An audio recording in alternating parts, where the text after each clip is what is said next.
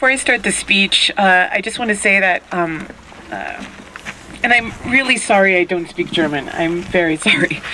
That over 40 years ago, my father died, and at that funeral, there was my mother and myself, and a rabbi, and that was it. So to have a day like this with all of you,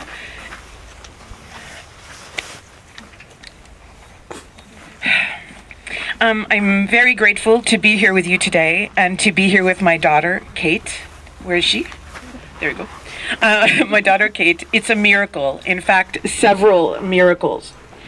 First miracle is that my dad survived not just one, but 3 concentration camps, plus 4 years in the Lodz ghetto.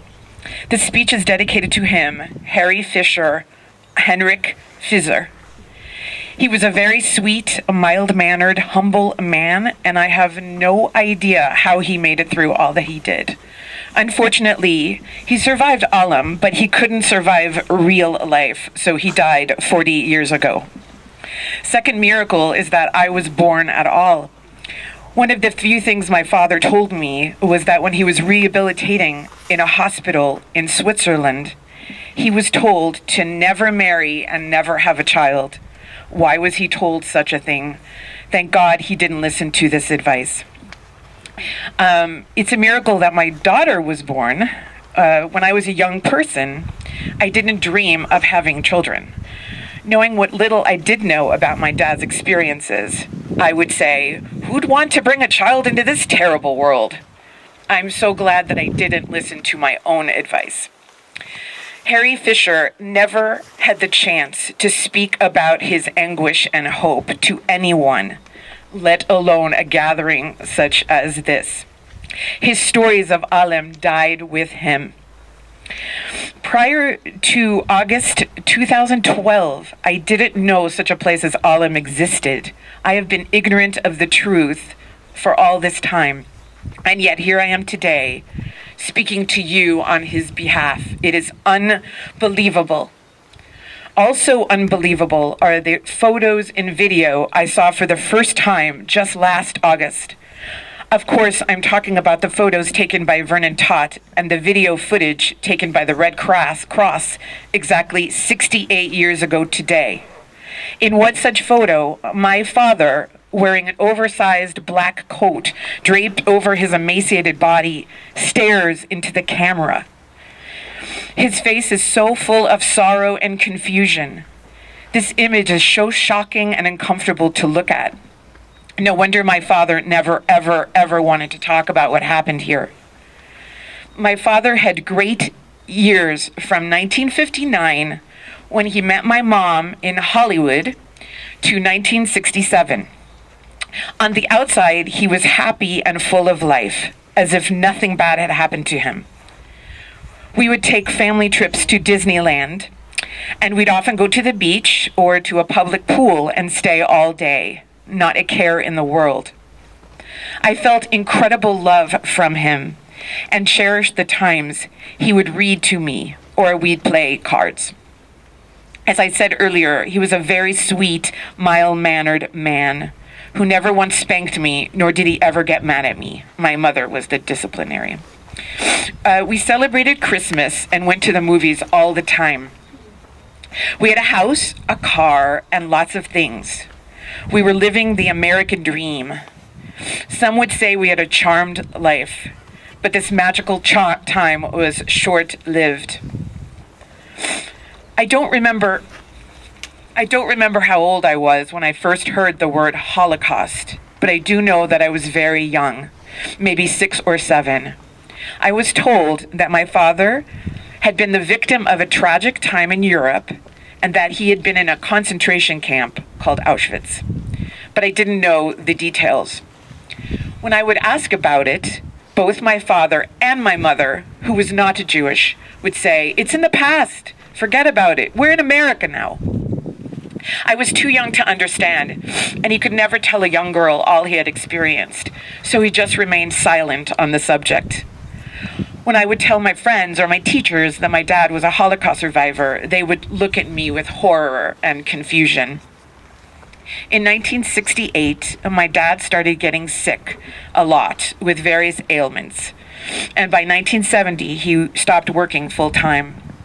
I remember accidentally going into the bathroom of our home one day while my mom was giving him a bath.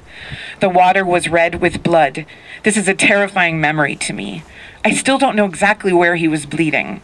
I also have vivid memories of my mom driving him to the hospital, where he'd get whisked away in a wheelchair, the look of unbearable pain on his face.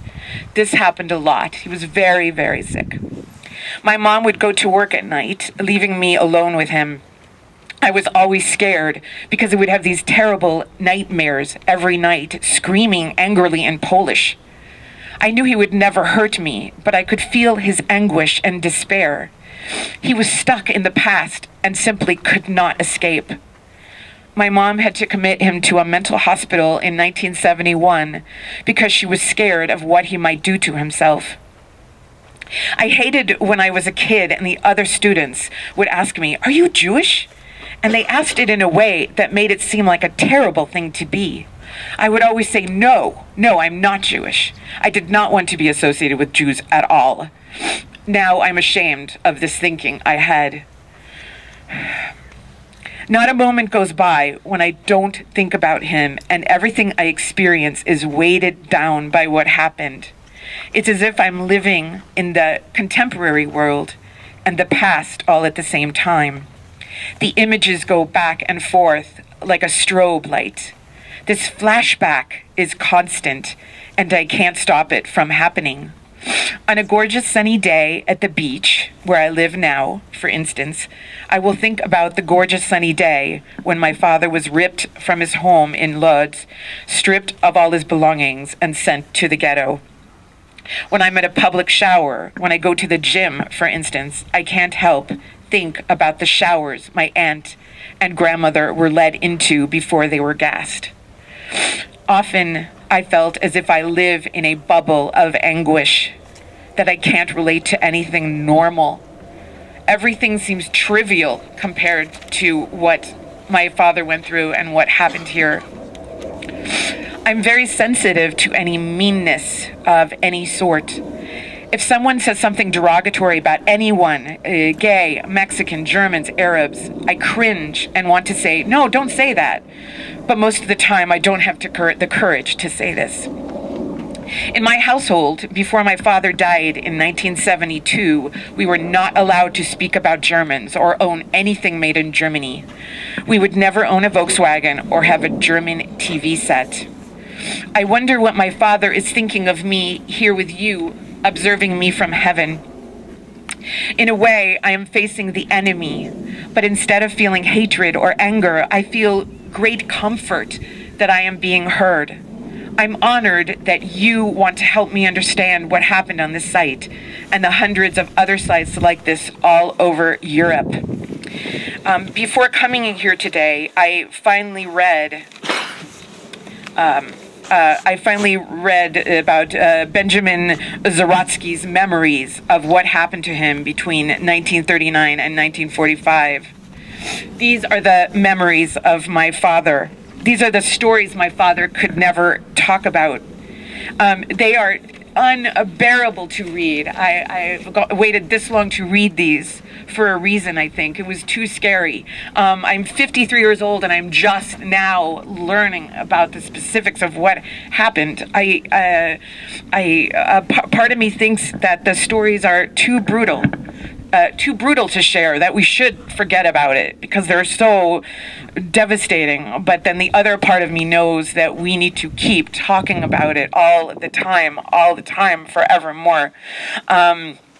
Connecting deeply with other people, especially those we don't understand or have been taught to hate, is critical in making this world a safer and better place to be.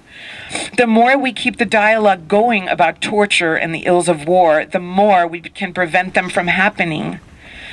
Even though I know people don't want to keep hearing about it. I know that, but we must keep talking about it.